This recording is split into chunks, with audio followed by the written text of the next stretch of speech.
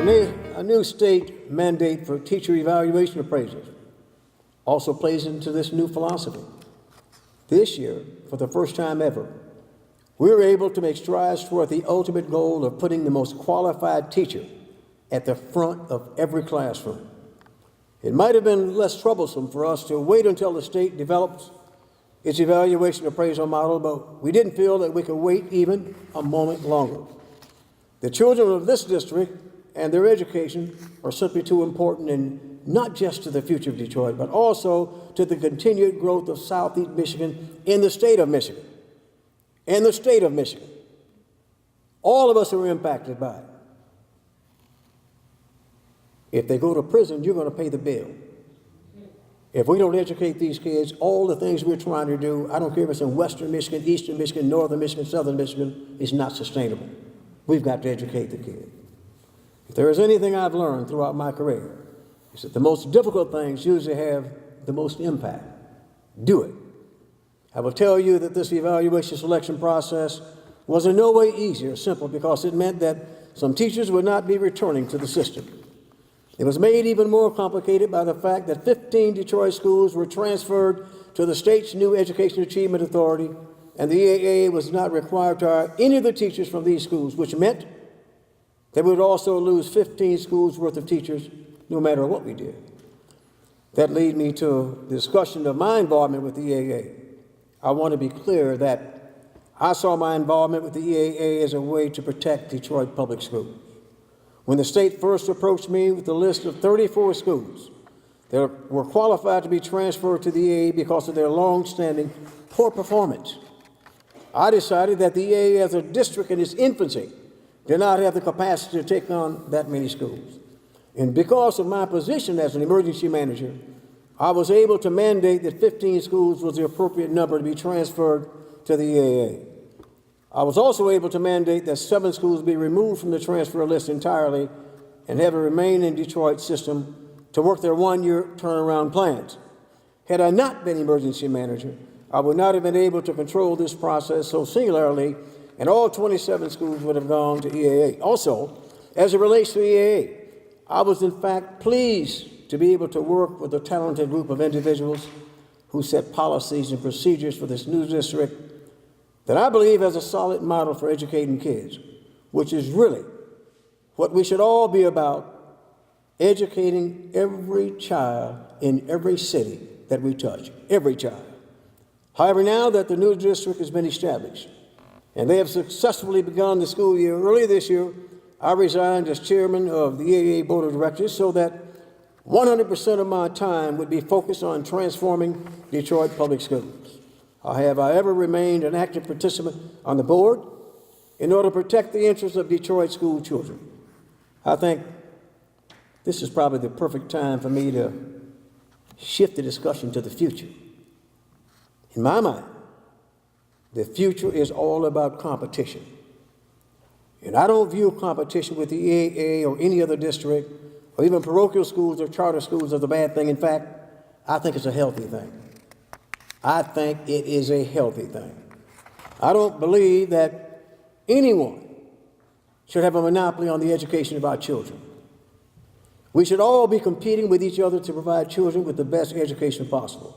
The simple fact is that when we compete, the students win, the children win. I got a staff who had never heard of competition. Every fall, the students came back to them. It was okay if they didn't educate them.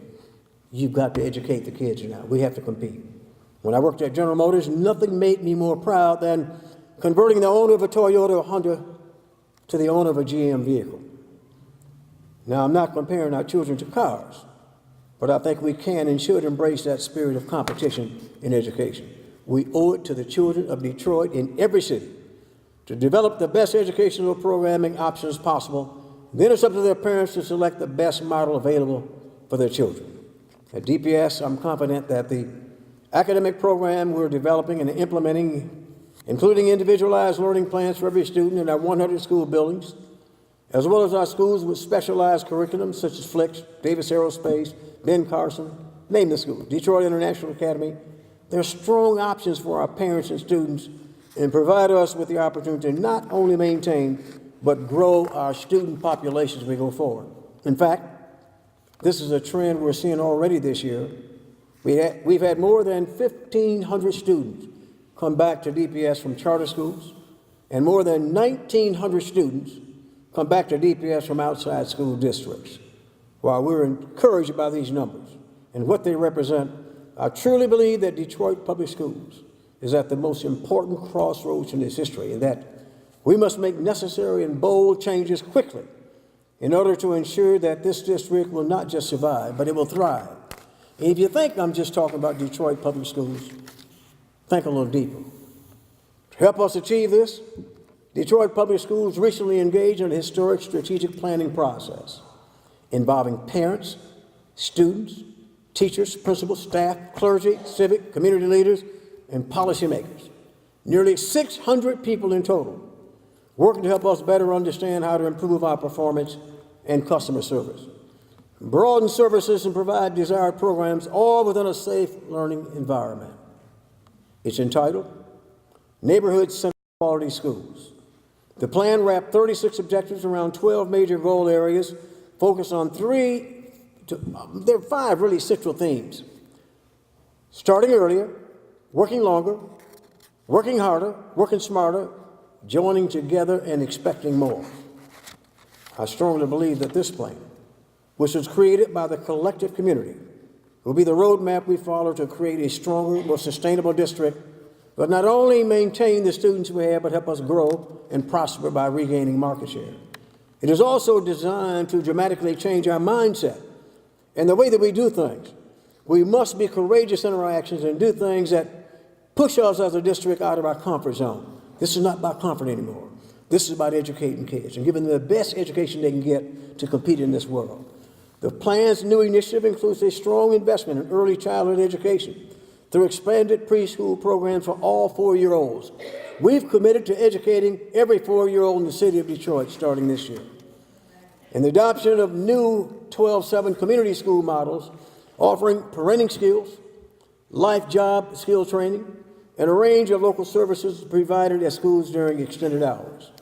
Importantly, these services will be developed based on what local schools and parents want, may include homework assistance, language program, child care, elder care, literacy development, prenatal training, technology skill, financial literacy, social work, and other professional services, whatever is needed in a community.